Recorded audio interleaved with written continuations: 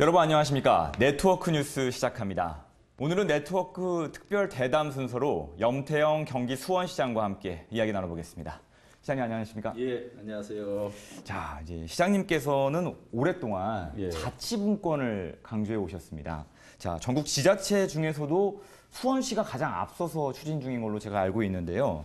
하지만 시민들이 이 자치분권이라고 했을 때 쉽게 와닿지가 않을 것 같아요. 먼저 자치분권이 무엇이고 왜 필요한지 설명 부탁드립니다. 예, 자치분권이라는 건 중앙에 집중된 권한을 지방이나 시민들께 나눠줘서 그 지역이나 시민들이 자율적으로 집행하고 책임지도록 하는 거거든요.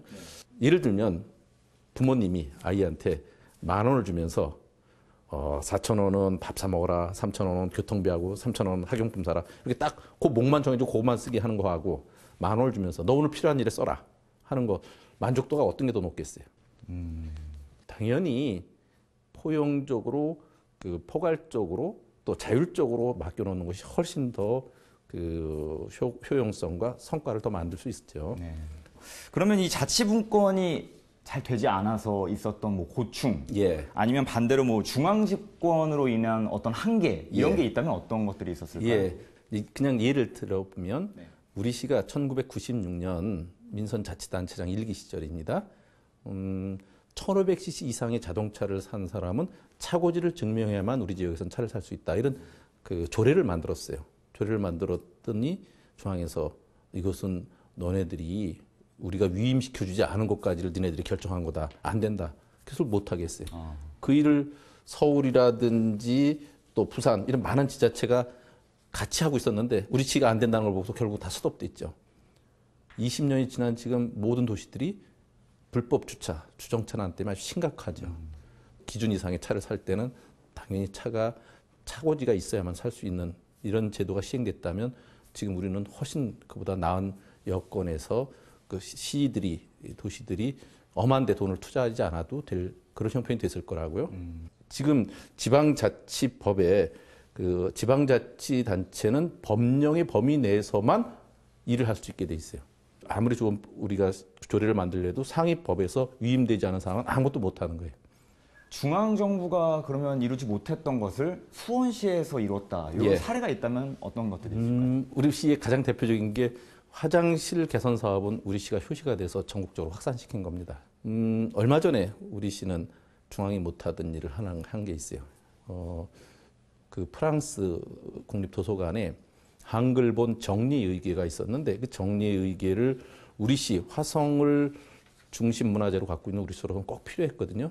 근데 국가 간에는 이게 여러 가지로 복잡한 문제가 걸쳐서 못하는 것을 우리 시가 여러 경로를 통해서 적극적으로 협의를 해서 복제본을 그대로 만들어 와서 지금 우리 시의 문화재 보수라든지 복원에 큰 자료가 되게 했어요.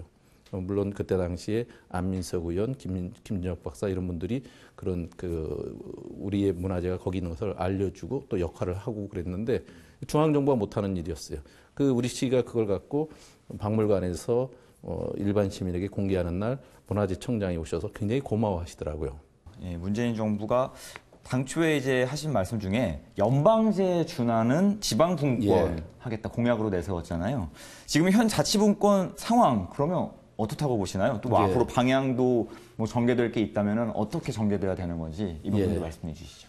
자치분권을 헌법에 담는 지방분권형 개헌은 올해 일단 이루어지지가 않았죠. 그렇지만 이제 결국은 개헌은 언젠가는 될 거고 그렇게 되면 그때 자치분권 내용들이 개헌의 핵심 내용으로 들어가게 될 겁니다.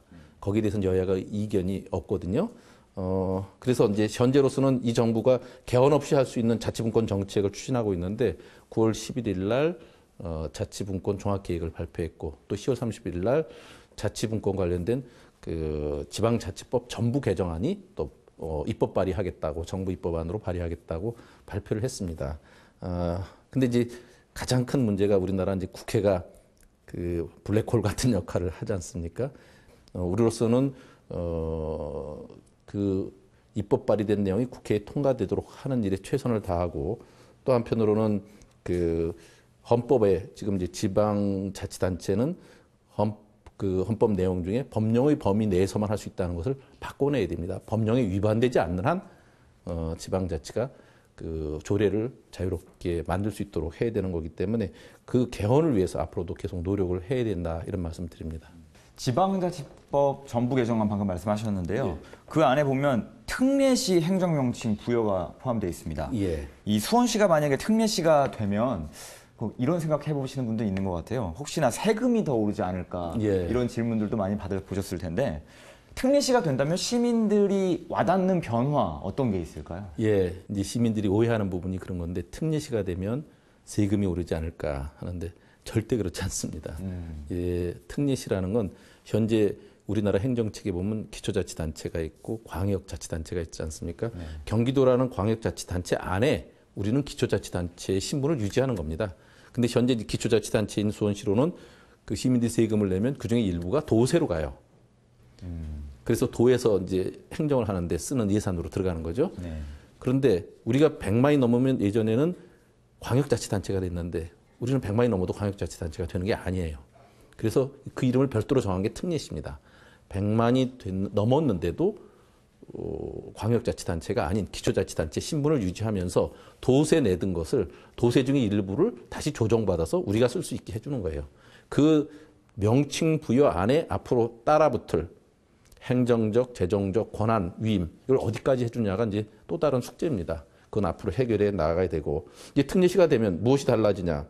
사실 그래서 이제 행정적 재정 권한이 좀 늘어나면 시민들께 복지 혜택도 좀 더 드릴 수 있고 사회기관 인프라도 좀 더 늘릴 수 있고 또 기업에 대한 투자도 좀 더 원활히 할 수 있는 지원도 할 수 있고 이런 것이 달라지는 거겠죠. 네. 시민 교육을 강화해야 되고 또 시민들이 적극적으로 시정에 참여하도록 하는 것이 필요하거든요. 다양한 방식의 시민 참여 기구들을 이미 운영해 왔어요. 우리 시는 시민의 정부를 표방한 만큼 시민과 함께 이 일을 달성하도록 최선을 다하겠습니다. 지금까지 염태영 경기 수원시장과 이야기 나눴습니다. 시장님 말씀 잘 들었습니다. 고맙습니다. 예, 감사합니다.